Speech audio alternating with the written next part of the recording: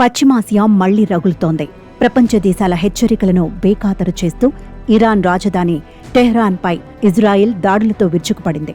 ఈ భీకర దాడుల్లో Iran paramilitary revolutionary guard chief సహా పలువురు కీలక వ్యక్తులు మరణించినట్లు అంతర్జాతీయ మీడియా కథనాలు వెల్లడించాయి. ప్రస్తుతం ఇరు దేశాల మధ్య ఉద్రిక్త వాతావరణం నెలకొంది.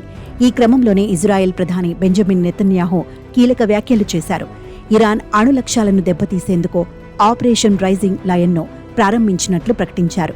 ఆ దేశ అణు కార్యక్రమానికి గుండెలాంటి ప్రదేశాన్ని ధ్వంసం చేశామని వెల్లడించారు. ఈ మేరకు శుక్రవారం ఆయన ఓ వీడియో సందేశం విడుదల చేశారు.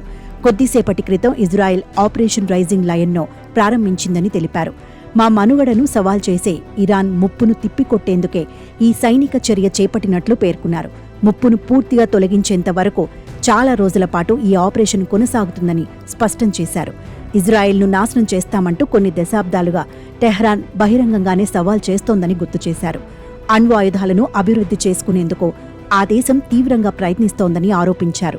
ఇటీవలి కాలంలో ఇరాన్ అధిక మొత్తంలో శుద్ధి చేసిన యురేనియంను ఉత్పత్తి చేసిందని, దాంతో 9 అణుబాంబులు తయారు చేయొచ్చని నెతన్యాహు వెల్లడించారు. ఈ క్రమంలోనే గత కొన్ని నెలలుగా ఇరాన్ మరింత దూకుడైన చర్యలు తీసుకుంటోందని నెతన్యాహు తెలిపారు. ఇప్పుడు ఆ దేశాన్ని ఆపకపోతే అతి తక్కువ సమయంలోనే అణ్వాయుధాలను తయారు చేస్తుందని వెల్లడించారు. అది ఇజ్రాయెల్కు పెను ప్రమాదంగా పరిణమిస్తుందని అన్నారు.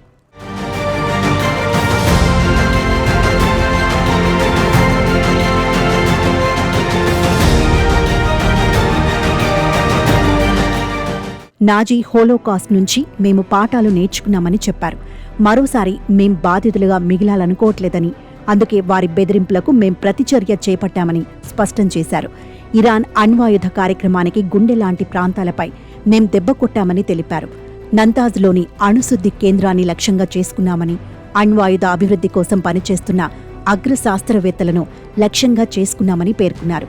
టెహ్రాన్ బాలిస్టిక్ క్షిపణి ప్రోగ్రాంకు కేంద్రమైన ప్రాంతాన్ని ధ్వంసం చేశామని నెతన్యాహు వెల్లడించారు. గతంలో ఇరాన్, దాని మిత్రదేశాలు కలిసి తమపై దాడికి విఫల యత్నం చేశాయని గుర్తు చేశారు. ఇప్పుడు తమను నాశనం చేసేందుకు మరో కొత్త ప్లాన్ సిద్ధం చేస్తున్నాయని ఆయన ఆరోపించారు. ఆ ఆటలను తాము సాగనివ్వబోమని, అందుకే ఈ దాడులు చేస్తున్నామని తెలిపారు. అయితే తమ పోరాటం ఇరాన్ నియంతృత్వ పాలనపైనే కాని ప్రజలపై కాదని నెతన్యాహు వెల్లడించారు. అయితే గురువారం అర్ధరాత్రి దాటిన తర్వాత టెహ్రాన్పై ఇజ్రాయెల్ తొలుత దాడులు చేసింది. ఆ తర్వాత శుక్రవారం ఉదయం రెండో దశ దాడులు ప్రారంభించినట్లు స్థానిక మీడియా కథనాలు వెల్లడించాయి. ఇరాన్లోని న్యూక్లియర్ ప్లాంట్, సైనిక స్థావరాల లక్ష్యంగా టెల్ అవీవ్ విరుచుకుపడుతోంది. మరోవైపు ఇరు దేశాల మధ్య ఉద్రిక్తతల నేపథ్యంలో ఇరాక్ ముందు జాగ్రత్త చర్యగా తమ గగనతలాన్ని మూసివేసింది. దేశవ్యాప్తంగా అన్ని విమానాశ్రయాల్లో విమానాల రాకపోకలను నిలిపివేసింది.